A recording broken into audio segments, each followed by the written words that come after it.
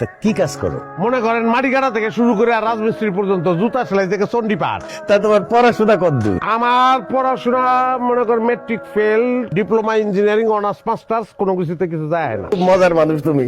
আমার সাথে তোমার সম্পর্কটা তো মজার না।